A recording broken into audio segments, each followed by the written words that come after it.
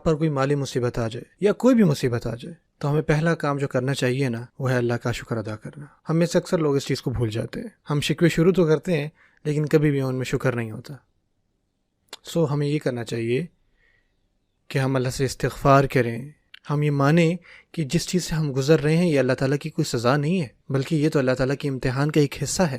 زندگی ہے ہی امتحان، ہمیں استغفار کی عادت بنانی چاہیے۔ پتہ کیوں؟ کیونکہ اللہ تعالیٰ فرماتے ہیں وَمَا كَانَ اللَّهُ مُعَذِّبَهُمْ وَهُمْ يَسْتَغْفِرُونَ، کہ اللہ تعالیٰ ان کو ہرگز عذاب دینے والا نہیں ہے جبکہ وہ استغفار کر رہے ہیں۔ اگر آپ استغفار کر رہے ہیں اور اگر وہ اللہ تعالیٰ کی طرف سے عذاب بھی ہوا نا تو وہ بھی امتحان میں بدل جائے گی۔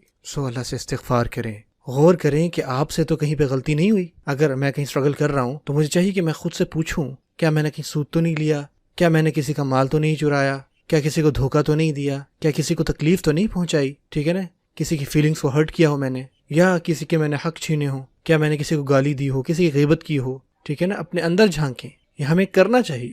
جب آپ علماء کے پاس آتے ہیں تو وہ آپ کو بتاتے ہیں کہ میرے بھائی پریشان نہ ہو، یہ اللہ تعالیٰ کی طرف سے امتحان ہے۔ جی ہاں، یہ ان کی ڈیوٹی ہے کہ وہ آپ کو یہی بتائیں گے، لیکن ہمیں بھی خود کو جاننا چاہیے نا، اپنی زندگی کے بارے میں سوچیں، اس کو ایک موقع جانیں اللہ تعالیٰ کے قریب ہونے کا، کیونکہ ہمیں یہ بتایا گیا ہے کہ جب بھی ہم پر کوئی امتحان آئے اور وہ امتحان اگر ہمیں اللہ سے قریب کر رہا ہے تو یہ اللہ تعالیٰ کی طرف سے کوئی سزا نہیں بلکہ امتحان تھا۔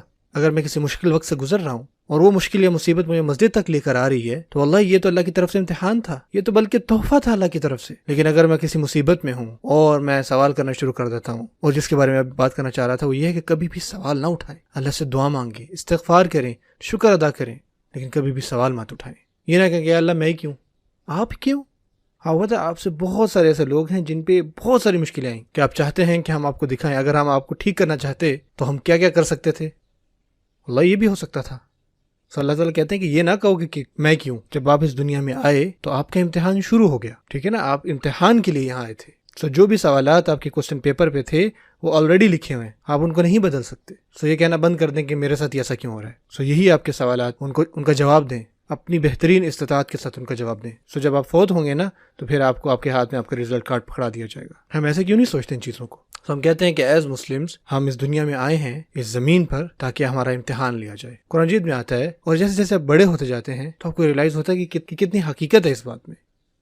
اگر میں کسی اسکول جاتا ہوں ٹیسٹ وغیرہ دینے تو کیا ہوتا ہے، اور جب مجھے میرے ہاتھ میں میرا کوسچن پیپر دیا جائے اور میں جو ہے وہ انویجیلیٹر سے پوچھوں کہ دیکھیں یار بات سنیں، مجھے ان سوالوں کے جواب نہیں پتا کہ آپ مجھ سے کیوں پوچھ رہے ہیں بھائی یہ سوال، مجھے کچھ اور سوال دیں۔ آپ ایسے تو نہیں کر سکتے نا، آپ کو اپنا بیسٹ کرنا ہے، چاہے ان کے آپ کو جوابات پتہ ہی نہ ہو۔ آپ بتائیں انویجیلیٹر آپ کو کیا کہہ رہے ہوتے ہیں، میری بات سنیں، ہر سوال کا جواب دیں، کچھ بھی نہ چھوڑیں۔ کہتے ہیں نا شاید آپ کو جواب نہ پتا ہو لیکن خالی پرچہ نہیں چھوڑنا، ہم شوری آپ نے سنا ہوگا، کہا جاتا ہے جواب دیں، جو بھی ذہن میں آ رہا لکھ دیں۔ یہی چیز اللہ تعالیٰ ہمیں سکھا رہے ہیں ہمارے امتحان میں۔ آپ کے اوپر کوئی فائنینشیل ڈیفیکلٹی ہے، نماز کے لیے آئیں، اپنی نمازیں وقت پر پڑھیں، جو آپ کے مسئلوں کو دور کرنے والا ہے نا وہ مسجد میں۔ مسجد سے میری مراد یہ ہے کہ آپ اللہ تعالیٰ کے قریب ہوتے ہیں وہاں جا کے، اللہ تعالیٰ کے گھر میں جا کے۔ یہی تو بات ہے، وقت پر نماز پڑھیں، خشوع کے ساتھ نماز پڑھیں، ہر چیز کو چھوڑیں۔ میں ایک امیر بندے سے ملا ریسنٹلی، اور مسجد میں ہی نا کسی نے بتایا کہ یار اس کا تو بڑا بزنس ہے، سبحان اللہ۔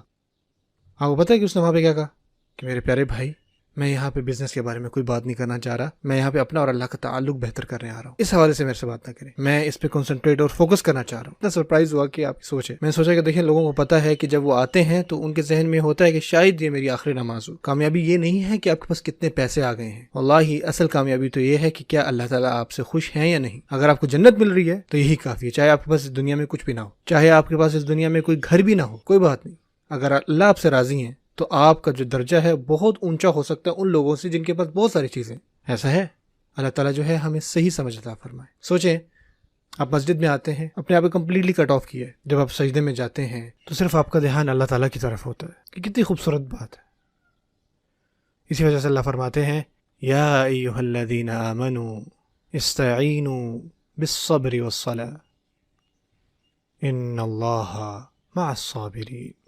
اے وہ جو ایمان لائے ہو، اللہ تعالیٰ کی مدد حاصل کرو، اللہ تعالیٰ سے مدد مانگو صبر اور نماز کے ذریعے، کہ کوئی شک نہیں کہ اللہ تعالیٰ ان کے ساتھ ہے جو صبر کرنے والے ہیں۔ اور یہاں اللہ تعالیٰ نے کیوں نہیں یہ فرمایا کہ اللہ تعالیٰ ان کے ساتھ ہیں جو نماز پڑھنے والے ہیں؟ اگرچہ یہ بات تو صحیح ہے، اللہ تعالیٰ ان کے ساتھ ہیں جو نماز پڑھنے والے ہیں، لیکن اللہ یہاں فرماتے ہیں کہ اے ایمان والو، اللہ تعالیٰ کی مدد حاصل کرو نماز اور صبر سے، اور اللہ تعالیٰ کوئی شک نہیں ان کے ساتھ ہے جو صبر کرنے والے ہیں۔ اور اس کی ایک وجہ یہ ہے کہ آپ کو وہ صبر چاہیے نماز ادا کرنے کے لیے بھی، سبحان اللہ، ٹھیک ہے نا، آپ کو صبر چاہیے ہوتا ہے نماز پڑھنے کے لیے، اپنے آپ کو روکنا پڑتا ہے، آپ کو بہت ساری چیزیں اور کرنی ہوتی ہیں، لیکن جب نماز کا وقت آتا ہے، لیکن اگر آپ اپنی نماز وقت پہ نہیں پڑھے تو پھر کوئی کمپلین نہ کریں۔